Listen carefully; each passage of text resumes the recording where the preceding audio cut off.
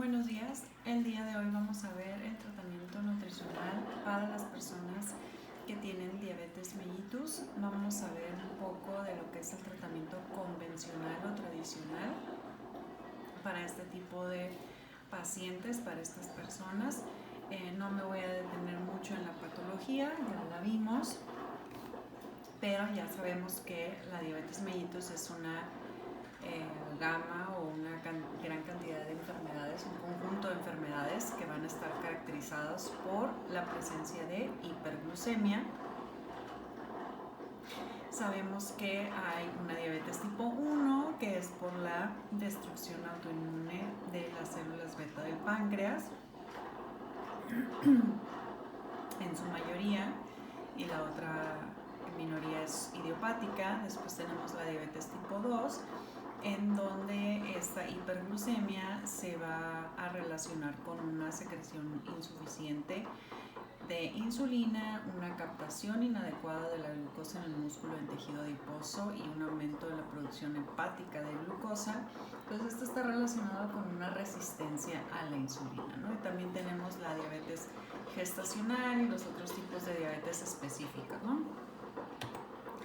Entonces, ¿qué voy a hacer yo como profesional del área de nutrición para mis pacientes? Yo primero tengo que obtener los datos de referencia importantes y establecer las metas del tratamiento para mi paciente antes de empezar el plan nutricional.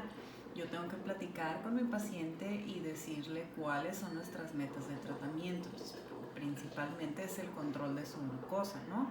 Entonces voy a mantener esas cifras de glucosa estables, voy a mantener las cifras de tensión arterial estables, colesterol, triglicéridos, para evitar que la enfermedad siga progresando.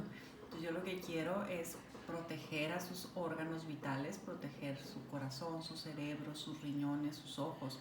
Y esto se logra mediante un control glucémico. Yo quiero que su glucosa esté estable, específicamente su hemoglobina glucosilada, para evitar las complicaciones crónicas. Entonces, antes de iniciar el plan, antes de yo hacerle una dieta, o sea, no citen pacientes si ya le tengan la dieta hecha, no, hay que establecer las metas del paciente según sus antecedentes, según su historia clínica, según sus laboratoriales. Todo esto, acuérdense que es individual. Voy a obtener información, obviamente, sobre el consumo, los hábitos de alimentación del paciente, su cantidad de actividad física.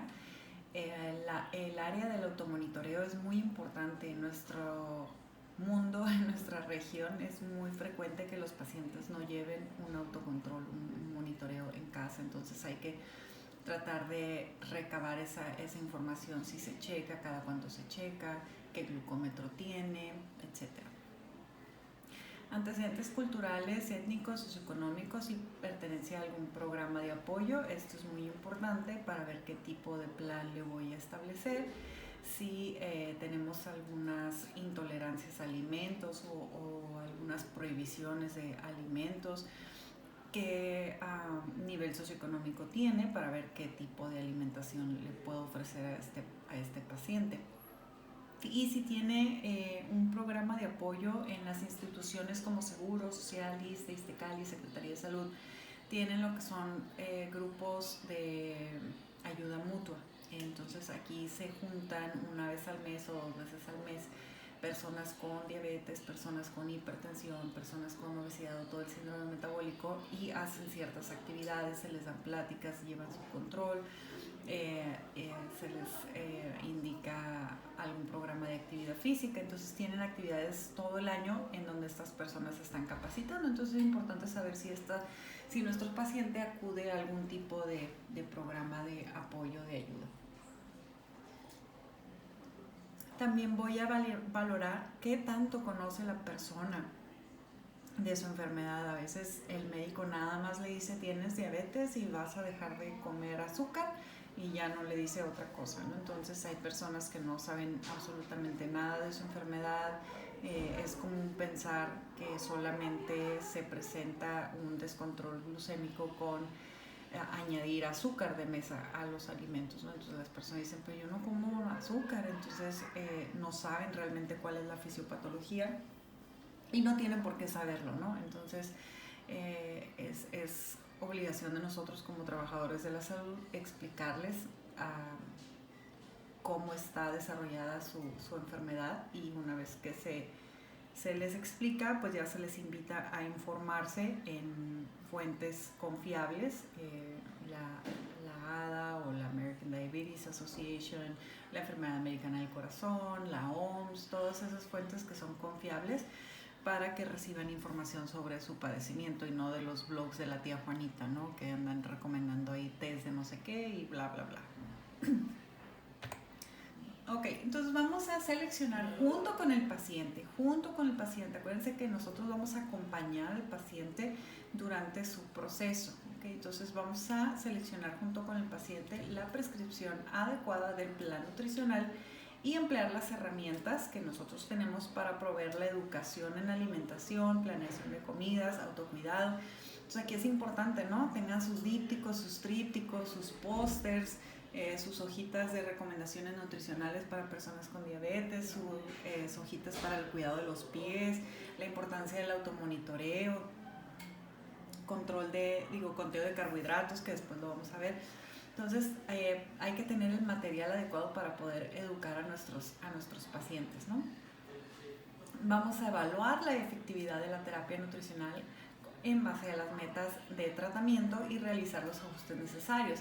Entonces yo voy a estar dándole un seguimiento a mi paciente, ¿okay? Voy a estar citándolo cada 2 semanas o cada mes, según o como vean conveniente para el paciente, y le voy a estar haciendo los ajustes necesarios según la evolución. Entonces, ¿qué me interesa aquí? Que la persona tenga un control de sus glucemias. Entonces hay que pedirle que se esté monitorizando, que lleve un diario para verificar que sus glucemias en ayuno estén abajo de 120, 126, 110, que estén lo más cercanas a la normalidad posible, incluso se pueden llevar a la normalidad, y que se mantengan así. Igual sus glucemias postpandreales hay que verificar que no me suban arriba de 200 y cuánto tarda en bajar. Entonces va a ser como un periodo ahí de ajuste.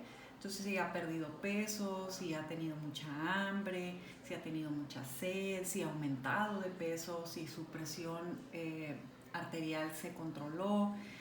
2-3 meses después le pido laboratorios a ver cómo está su hemoglobina glucosilada, cómo está su colesterol, y viendo esos cambios voy a ver qué ajustes le voy a hacer, si le dejo la misma dieta, si le bajo porcentaje de hidratos de carbono, si le aumento de grasa, si le aumento de proteína. ¿Por qué? Porque las personas metabolizamos los hidratos de carbono de manera diferente. Entonces una persona puede responder muy bien a un plan de alimentación con 50% de hidratos de carbono y una persona puede responder muy mal con esa misma dieta. Entonces hay que bajarle un poquito más el porcentaje. A lo mejor le bajamos a 45, le subimos un poquito la grasa para tener un mejor control glucémico, ¿no? Y verificar que el paciente esté siguiendo bien las indicaciones, que esté siguiendo bien su dieta, porque a veces nos damos de topes de por qué no está funcionando el plan y resulta que el plan está pegado en el refri nada más, ¿no? Entonces hay que comunicar también el avance del individuo a los miembros del equipo de salud. Hay que estar en comunicación si es posible trabajar en equipo con el médico tratante, con el psicólogo, con el activador físico, etcétera, ¿no? No nos cuesta nada hacer una notita para quien corresponda, bla, bla, bla, se da plan, ¿ok? Y planear la educación y el seguimiento de pacientes. Eso es algo que vamos a estar haciendo en cada consulta. Podemos dedicarle unos 10 minutitos en cada consulta a la educación del paciente, a leer etiquetas, a identificar productos ultraprocesados, a enseñarles la diferencia entre las frutas y las verduras, enseñarles índice glucémico, carga glucémica, etcétera, etcétera. Entonces siempre hay que estar educando a nuestros pacientes. Entonces, ¿cuáles son los objetivos del tratamiento nutricional? Primero, reducir la hiperglucemia, ¿no? Mantener normales los niveles de glucosa de la forma más segura, sin provocar dietas drásticas, muy hipocalóricas, sin tener ayunos prolongados, que eso tiene efecto secundario, ¿no? Con unas hiperglucemias reactivas. Mantener también las cifras de tensión arterial dentro de los rangos normales, así como los lípidos para reducir los riesgos de enfermedad macrovascular. Acuérdense que la diabetes va a dañar el riñón, la hipertensión arterial también daña el riñón. Entonces yo lo que quiero en una persona que tiene diabetes es cuidar un poquito más su presión arterial para evitar que desarrolle hipertensión arterial, o si ya la padece, controlar esas cifras de tensión para que no me vaya a dañar más el riñón, ¿no? Si tengo diabetes voy a dañar riñón, si tengo presión alta voy a dañar riñón. Entonces tengo los dos, es el combo perfecto ahí. Entonces necesito ser un poquito más estricto en mi tratamiento. Prevenir o retardar las complicaciones asociadas a la diabetes, esto es clave.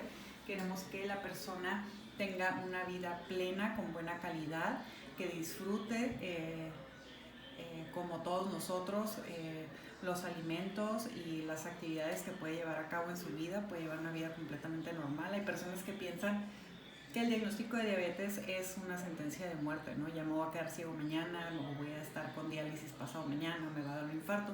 No es así, pero podemos prevenir lo más que se puede, retrasar lo más que se puede estas complicaciones.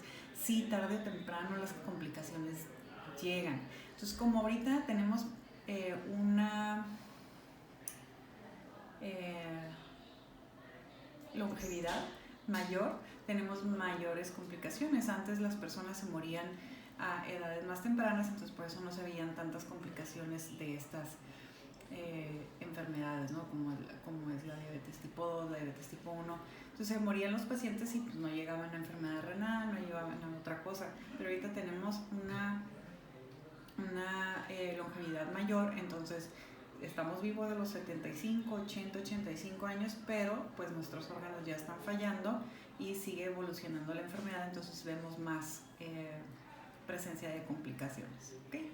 También queremos cubrir los requerimientos nutricionales individuales, obviamente eso es base, queremos llevar al paciente a un óptimo estado de salud sin importar su padecimiento. No lo queremos haciendo dietas muy drásticas, queremos que se cumplan sus requerimientos nutricionales tanto de macro como de micro y que se mantenga el gusto por la comida, que no se vuelva tedioso el comer, que no se vuelva una obligación aburrida, que no se vuelva un castigo. Entonces hay que tratar de que nuestro paciente se mantenga entusiasmado e interesado por su alimentación, por la comida y el acto de comer y de nutrirse. Situaciones especiales. Bueno, personas con diabetes tipo 1 hay que darles energía suficiente, sobre todo en los jóvenes, para que tengan el crecimiento y desarrollo normal. Entonces hay que darle las calorías de su JET tomando en cuenta que están en crecimiento, entonces con fórmula adecuada, no restringirles calorías de manera extrema. Generalmente las personas con diabetes tipo 1 jóvenes son delgadas, entonces no van a tener problemas de sobrepeso, obesidad. No hay que hacer restricciones energéticas, al contrario, hay que dar suficiente energía para el crecimiento, para el desarrollo y para integrar el tratamiento con insulina según el consumo habitual de los alimentos y su actividad física diaria. Ya veremos el conteo de hidratos de carbono.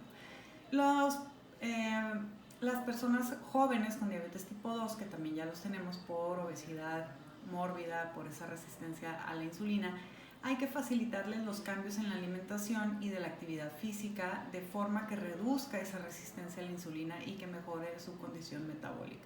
Entonces no es lo mismo una persona con diabetes tipo 1 y una persona con diabetes tipo 2. ¿Okay? Mujeres embarazadas y lactantes, igual, energía suficiente para la resolución óptima del embarazo, aumentarle sus 350 a 500 calorías según el trimestre del embarazo o la lactancia, aumentar la ingesta de alimentos ricos en ácido fólico, ricos en hierro, el calcio, no dejar esto a un lado solo porque tenga diabetes, ¿no? Entonces hay que tener estos requerimientos bien cubiertos, ¿okay? Las personas con tratamiento con insulina o con medicamentos secretagogos de insulina, hay que educarlos sobre el automanejo y la prevención de la hipoglucemia. Esto ya lo vimos con la regla de los 15. Entonces hay que evitar las complicaciones agudas y los problemas de glucosa relacionados al ejercicio. Siempre tenemos que recordarles que tengan una ingesta de hidratos de carbono adecuado durante el periodo de ejercicio, un poquito antes y después, no durante. Y para personas con resistencia a la insulina o prediabetes, disminuir el riesgo, obviamente, ¿no? Para evitar el desarrollo de la enfermedad, promoviendo la actividad física, el ejercicio y mejorar la selección de alimentos que nos favorezca una pérdida de peso. Adelante. Bueno, tiene el tarjetón de ella, Valencia Esmeralda. ¿De Esmeralda? Sí. Para anotarle la vacuna de... Ya se la pusieron. Sí. Qué bueno. ¿Ya no lo necesita o se lo traigo? No, sí. Nomás la anoto y ahorita se lo traigo. Ok, perdón. ¿Cuáles son los principios dietéticos para las personas con diabetes? Bueno, primero hay que considerar los hábitos de alimentación del paciente, hay que obtener esa información, que le gusta, que no le gusta, es alérgico a algún alimento, es muy dependiente de los hidratos de carbono, es más dependiente de los alimentos de origen animal, hace sus 3 comidas, hace 2 comidas, hace una, etcétera, etcétera. Hay que tratar de mantener el aporte energético para mantener un índice de masa corporal saludable, entonces no hay que hacer una restricción excesiva, no queremos dietas de menos de 1000 calorías, de 800 calorías, porque eso nada más va a tener una pérdida rápida de peso, va a provocar hambre en el paciente y va a tener una reganancia de peso, ¿no? La pérdida de peso debe ser gradual, acuérdense que tenemos que lograr o tratar de lograr una pérdida de medio kilo, 1 kilo a la semana o cada 15 días sin ser tan restrictivos y sin ser tan regañones y tan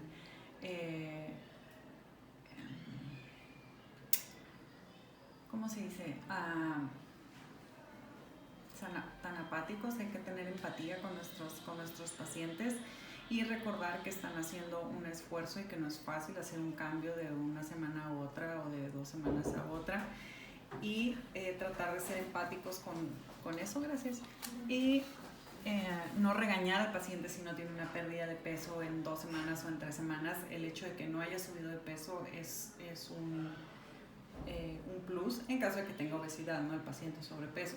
Mientras tenga controlada su glucosa, que traiga 105, 106 y estemos viendo que trae su presión arterial bien y que está siguiendo las indicaciones, que vemos que de repente nos manda un mensaje, oiga doctora, oiga licenciada, ¿puedo tomar esto? ¿Puedo comer esto? Bla, bla, bla. O sea, vemos interés en el paciente. Entonces, a veces hay esas metas que no están relacionadas con la báscula y hay que tomarlos en cuenta y recordárselos al paciente.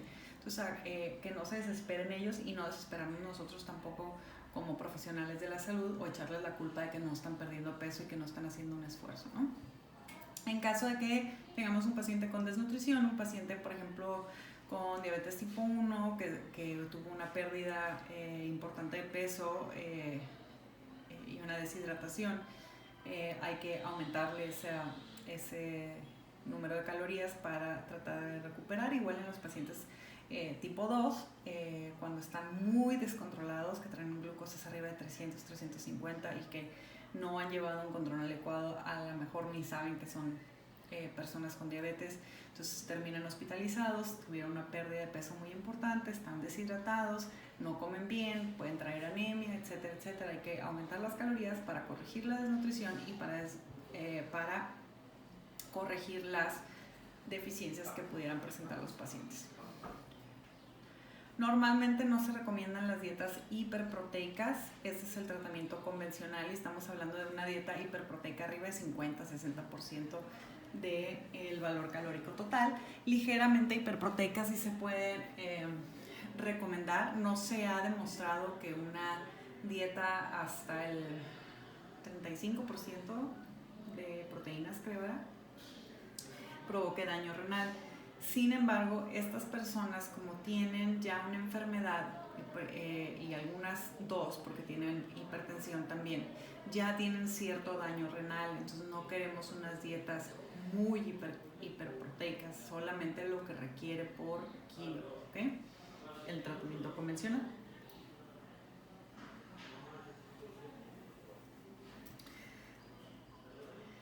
Hay que recordarle al paciente y a nosotros también que el aumento de los hidratos de carbono va a aumentar la presencia de dislipidemia, o sea, esos triglicéridos van a estar aumentados, entonces podemos ahí hacer una modificación en la ingesta de hidratos de carbono, le podemos dejar hasta el mínimo si el paciente ya tiene un problema de dislipidemia. Entonces las proteínas, como pueden ver, de 1 a 1.5 gramos por kilo por día en personas hospitalizadas, y yo les dejo de 0.8 a 0.1 por kilo, o a veces si es una persona que no está muy complicada y que es una persona activa y que es una persona joven que puede iniciar ejercicio, le dejo 1.2, 1.3. Entonces hay que recordar que todo esto es por peso, y conforme vayan viendo los pacientes a la marcha es la modificación que le van a ir haciendo de proteínas. Obviamente va a depender de su función renal, su creatinina, su urea, su BUN, todo eso tienen que ver antes de hacer un ajuste, sobre todo para aumentar la proteína. Y queremos unas grasas saturadas a menos del 10% del valor calórico total, ¿no? Okay. Vamos a tratar de que el paciente evite el exceso de aceites vegetales, preferir grasas monoinsaturadas como aceite de oliva, aguacate, cacahuate, y evitar los aceites procesados. En caso de que la persona tenga hipertrigliceridemia, que sea muy severa, arriba de 1000, pues podemos restringir los lípidos a menos del 10% del valor calórico total. Si no, podemos dejarle 20 hasta 30% de lípidos. No hay que tenerle miedo a los lípidos, al menos de que sea algo muy severo, ¿no?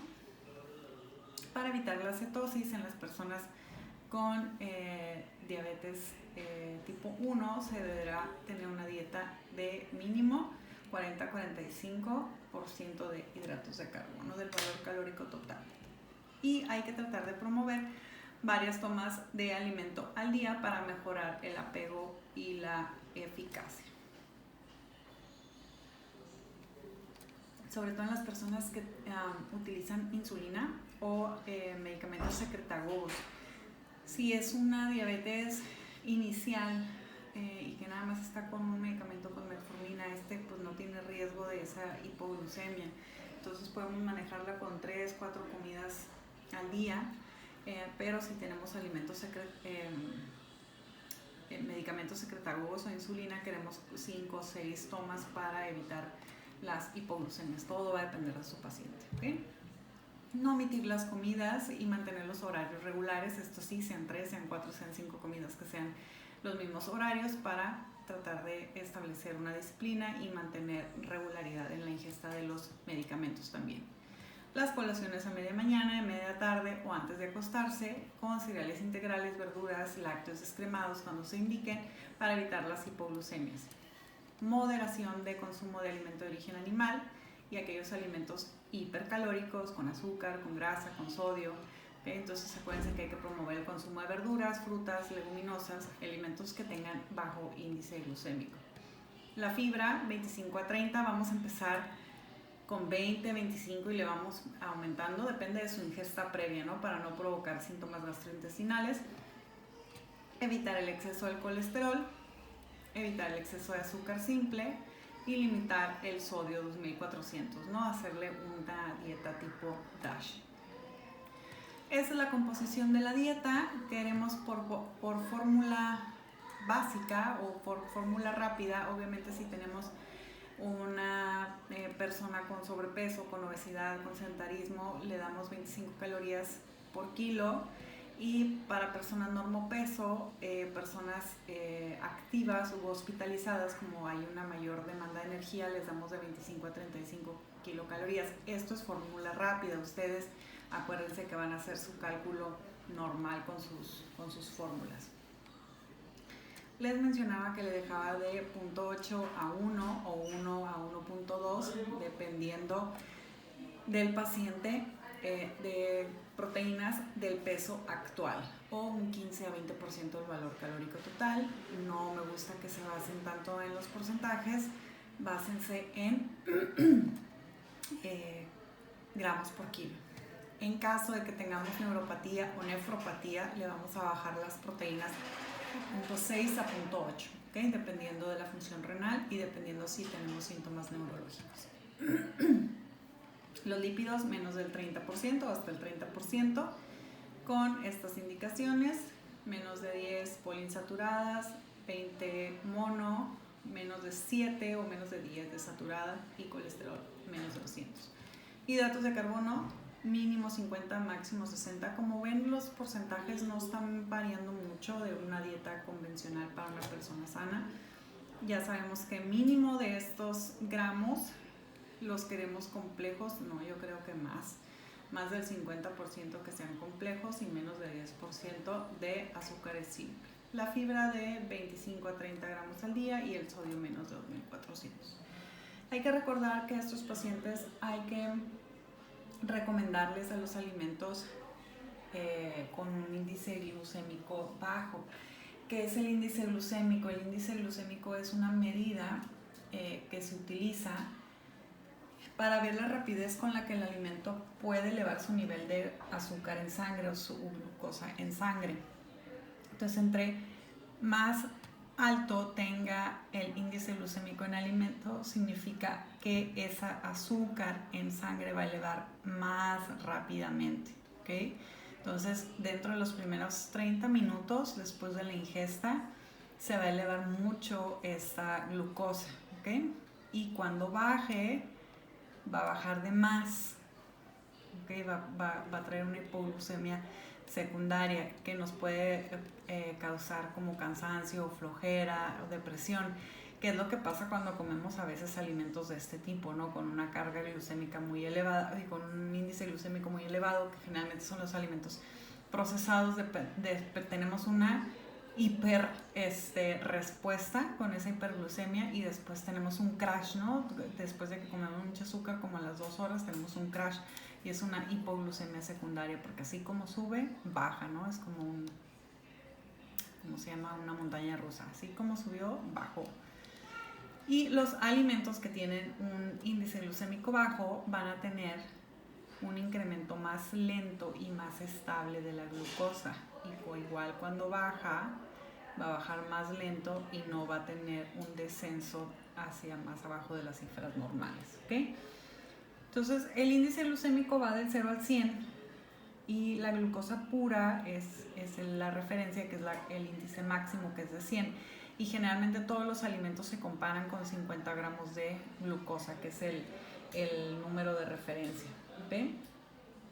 Todos los alimentos procesados pues tienen mayor índice glucémico y hay alimentos de la misma variedad que van a tener diferente índice glucémico, como el arroz blanco o el arroz integral.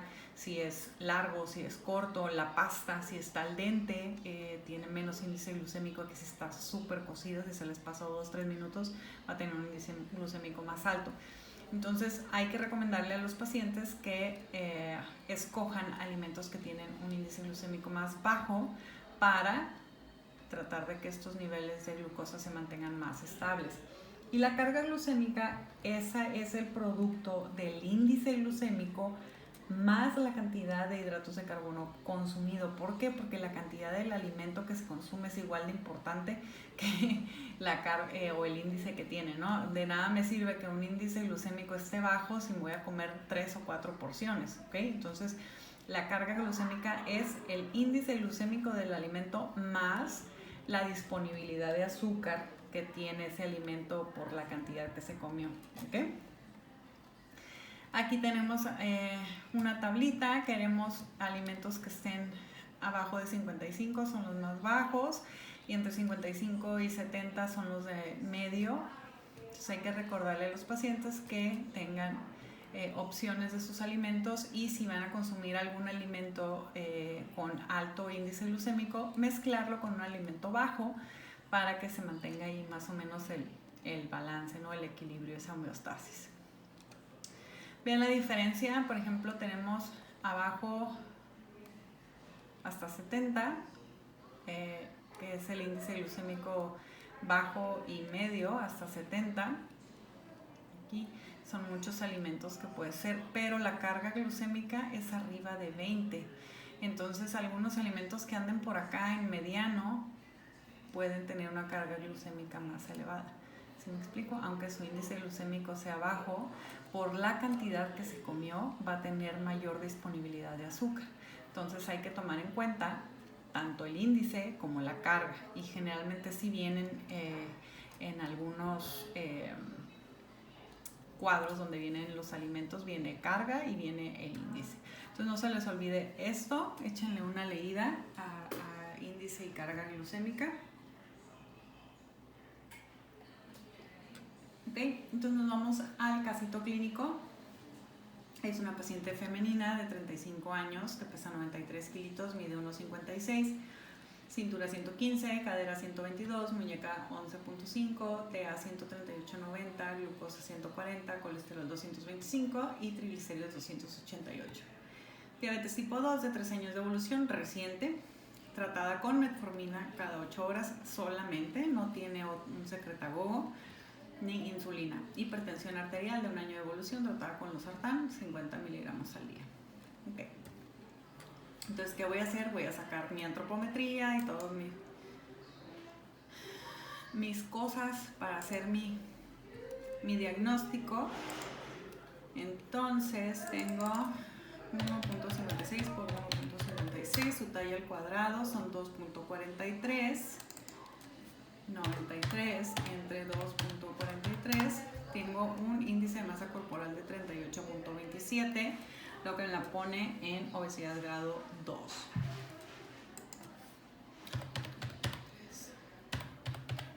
Su peso ideal serían 51 kilos aproximadamente.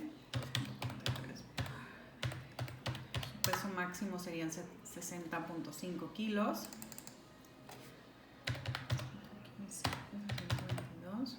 Su índice de cintura cadera, 115 contra 122. Su índice de cintura cadera es de 0.94, es ginecoide. Muñeca 156 entre 11.5. Su estatura muñeca 13.56, es complexión pequeña. Tiene la presión arterial de 138/90, no está muy controlada con su medicamento, tiene 140 miligramos por decilitro de glucosa en ayuno, tampoco está muy controlada, queremos que esté abajo de 126. Ligera hipercolesterolemia 225, recuérdense que el máximo es 200, y el triglicérido sí está un poco elevado, aunque no se ve que le hayan dado medicamento, tiene 288, lo máximo es 150, entonces acuérdense que entre más hidratos de carbono coma esta persona, mayor triglicéridos va a tener. La hipertrigliceridemia se relaciona mucho con la diabetes, ¿no?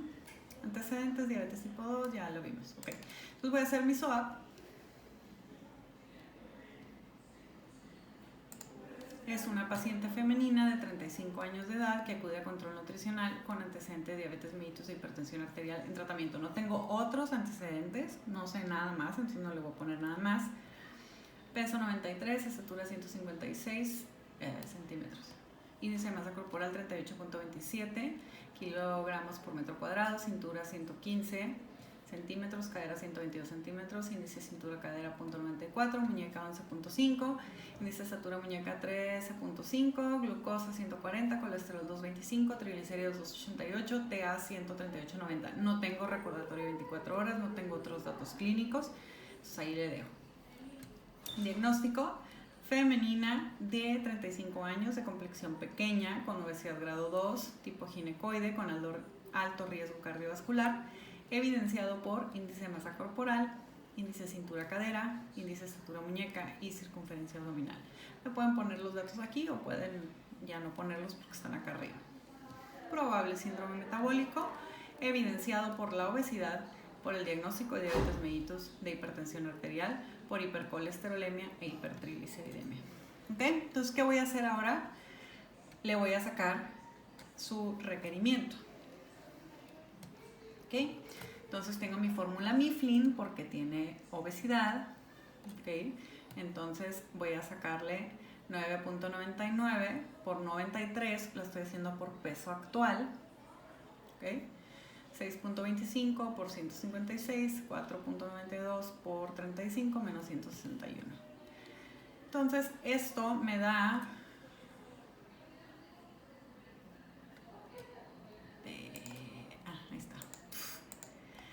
me da un GET de 1570.87, un GEP, gasto energético basal de 1570.87, y lo voy a multiplicar por 1.2.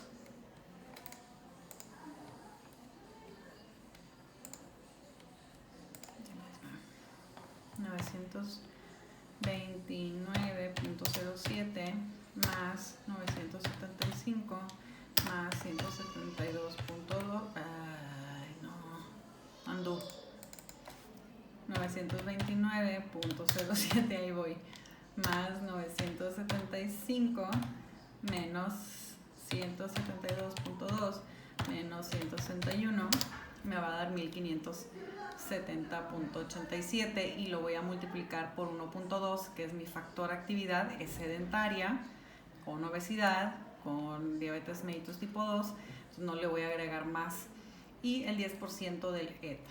Entonces por 1.2 me va a dar 1885.04. A esto, como le hice su cálculo por peso actual, le voy a hacer una restricción de 300 calorías.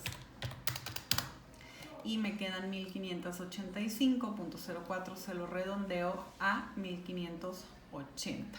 ¿Ok? 1580 kilocalorías.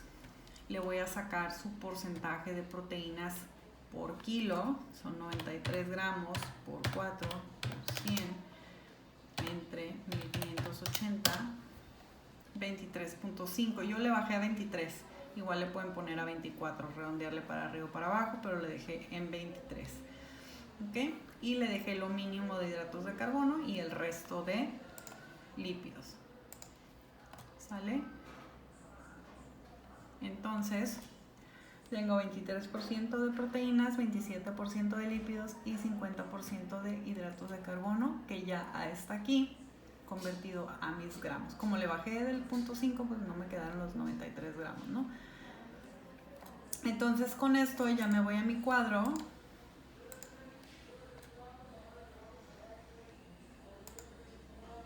Y aquí están ya mis gramos.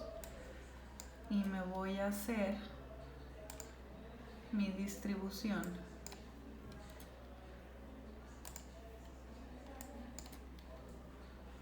¿Está bien? 1580 son mínimo 4, mínimo 1 leche. Yo soy antileche, entonces no le doy nada. 2, mínimo 4.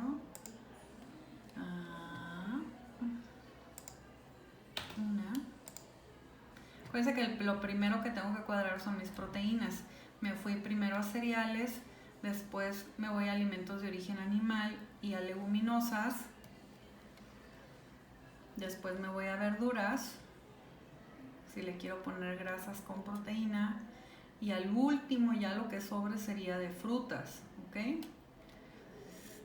Tengo 99, tengo 69 de proteínas, pero tengo 90.8, entonces le puedo agregar aquí otros 2 cereales. ¿Cuánto voy? 73, 129, le puedo agregar otra de alimento de origen animal, voy 80, le puedo agregar otra de leguminosas, 88,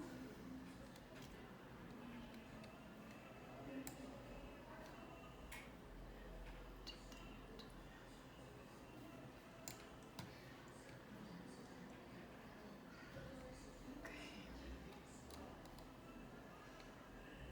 149, 197, tengo 3, 194, estoy bien, tengo 4, 46,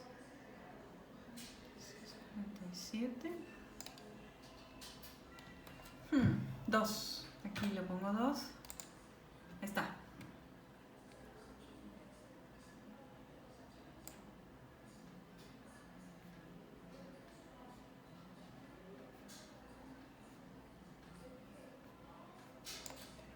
Okay. Tengo 91 entre 90.8 son 100.2, 101.02, estoy bien dentro de mis porcentajes. 47.5, 51 entre 47.5 por 100, 107, estoy dentro de lo normal. Y 197 entre 197.5, sí, ¿verdad? Por 100 son 99.7. Ajá. Y ahí estoy perfectamente bien y ya tengo yo mis porciones: 6 cereales, 2 leguminosas, 3 de alimentos de origen animal, 2 de alimentos de origen animal, 2 de alimentos de origen animal, 4 verduras, 3 frutas, 4 de grasas, 2 de grasas con proteína. Y ya con esto me puedo ir yo a hacer mi distribución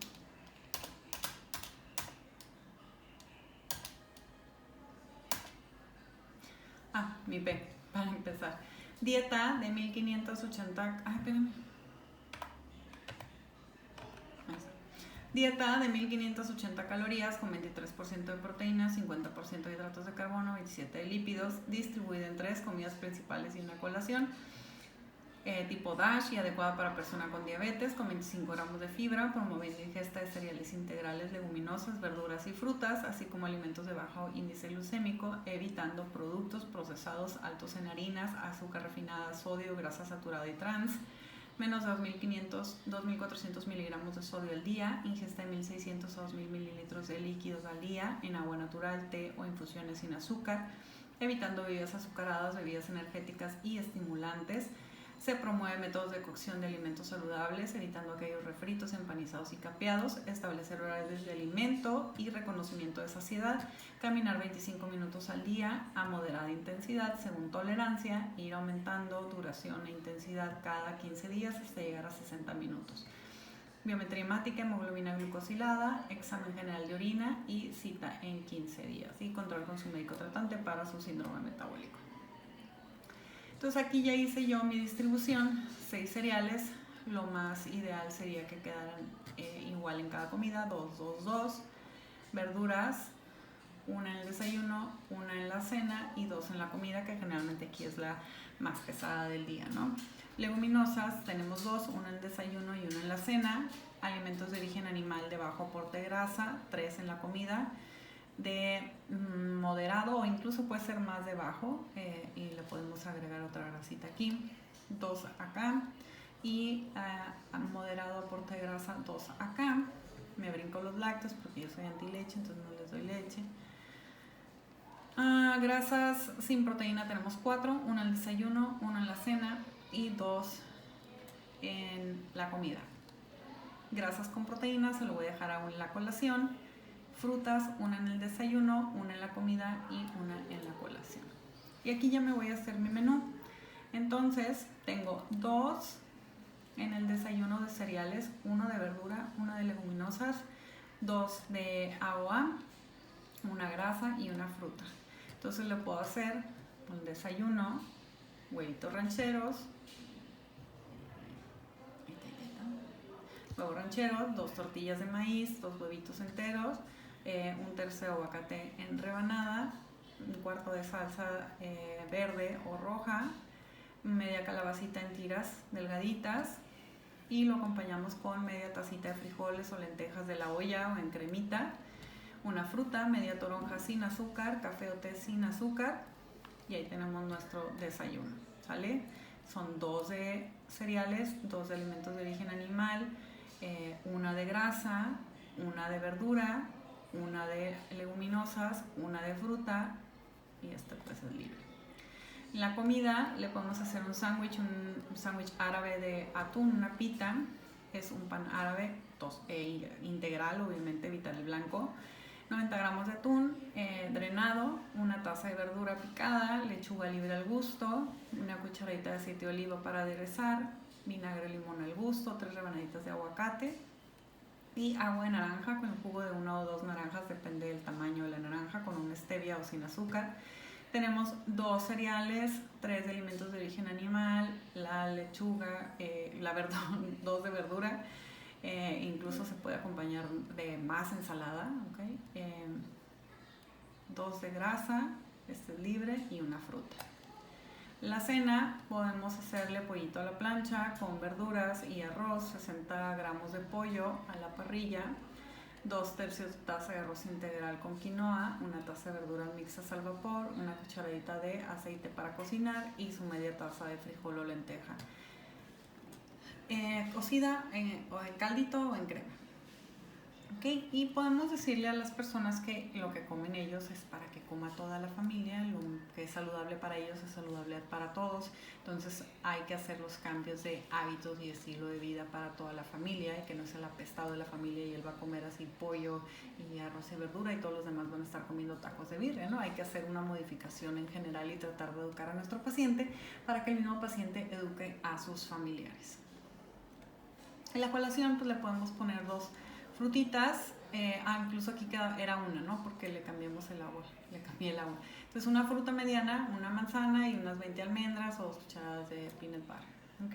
Entonces así queda, no está tan difícil, no está tan complicado, es un tratamiento convencional, es un tratamiento muy conservador, en donde los porcentajes no varían mucho que en la población general. Yo sí les recomendaría que le disminuyeran el porcentaje de los hidratos de carbono al mínimo, al menos de que hiciera mucha actividad física, de que es una persona que hace ejercicio, entonces sí le podemos dejar 55, depende de la cantidad de actividad física que haga, pero si no, pues bajémosle al 50. Entonces este es el tratamiento conservador, este es el que me van a hacer ustedes de tarea, con tratamiento conservador, ahí está en la presentación.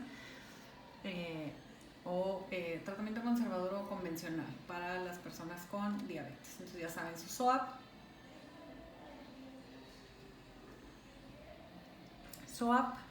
y el cuadro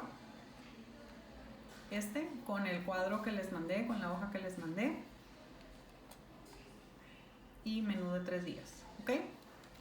Y los voy a ver con los otros temas más adelante. Bye.